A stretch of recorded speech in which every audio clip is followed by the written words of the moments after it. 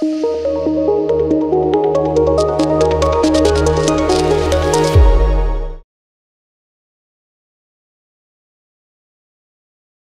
everyone, I am Dr. Tejaswini, fertility consultant, 49 Fertility Center, Secunderabad. ఇవాళ నేను మీకు సంతాన వైఫల్యతతో బాధపడుతున్న కపుల్స్ ఎప్పుడు ఒక ఆబ్స్టెటిషియన్ కానీ గైనకాలజిస్ట్ని కానీ ఎప్పుడు ఒక ఫర్టిలిటీ స్పెషలిస్ట్ని కానీ కన్సల్ట్ అవ్వాలి అనే దాని గురించి చెప్పదలుచుకుంటున్నాను. ఆడవాళ్ళ వయసు అనేది ప్రెగ్నెన్సీ ప్లాన్ చేస్తున్నప్పుడు చాలా ఇంపార్టెంట్ అన్నమాట. ఎందుకంటే ఆడవాళ్ళలో వయసు పెరిగే కొద్దీ 35 దాటే కొద్దీ egg numbers and egg quality అనేది మనకు తగ్గుతూ వెళ్తుంది కాబట్టి. ఓకే, అండ్ దీంతో పాటు వయసు పెరుగుతున్న కొద్దీ తయారయ్యే ఎంబ్రియోలో అన్యూప్లాయిడీ అంటే క్రోమోజోమ్ రిలేటెడ్ అబ్నార్మాలిటీస్ ఉండే ఛాన్సెస్ ఎక్కువగా ఉంటాయి కాబట్టి ఆడవాళ్ళ వయసు అనేది ప్రెగ్నెన్సీ ప్లాన్ చేస్తున్నప్పుడు ఒక ఇంపార్టెంట్ ఫ్యాక్టర్ లాగా మనం పరిగణిస్తాం అన్నమాట.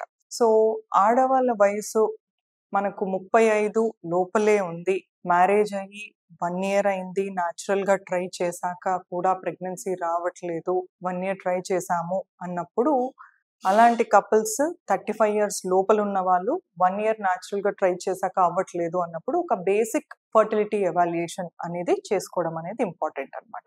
అలా కాకుండా ఆడవాళ్ళ వయసు ఇప్పుడు 35 నుండి 40 లోపు ఉందనుకోండి, అలాంటి కపుల్స్ 6 months న్యాచురల్గా ట్రై చేశాక అవ్వట్లేదు అన్నప్పుడు ఒకసారి ఒక బేసిక్ కన్సల్టేషన్ చేసుకుంటే ఆ కన్సల్టేషన్లో ఏమన్నా కాజ్ ఉందా అనేది ఐడెంటిఫై చేసి దాన్ని బట్టి వాళ్ళు ప్రెగ్నెన్సీని ప్లాన్ చేసుకోవడం అనేది బెటర్ అన్నమాట. అలా కాకుండా కొంతమంది కపుల్స్ ఇవాళ రేపు కెరియర్ ఓరియంటెడ్ కావడం వల్ల కావచ్చు, లేకపోతే లేట్ మ్యారేజెస్ వల్ల కావచ్చు, ప్రెగ్నెన్సీ అనేది 40 years తర్వాత కూడా కొంతమంది ప్లాన్ చేయడం మనం చూడడం అనేది జరుగుతుంది అన్నమాట. సో ఇలాంటి వాళ్ళు మ్యారేజ్ అయిన వెంటనే ప్రెగ్నెన్సీ ప్లాన్ చేస్తున్నాం అన్నప్పుడు ఒకసారి ఫర్టిలిటీ స్పెషలిస్ట్ని కన్సల్ట్ అవుతే ఒక బేసిక్ ఎవాల్యుయేషన్ అనేది చేయడం జరుగుతుంది అన్నమాట.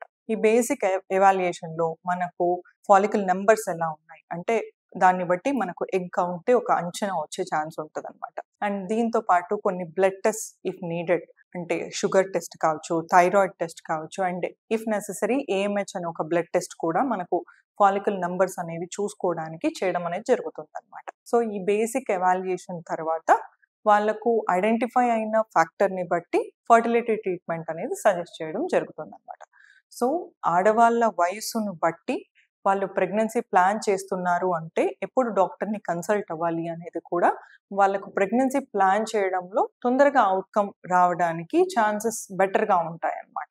Thank you.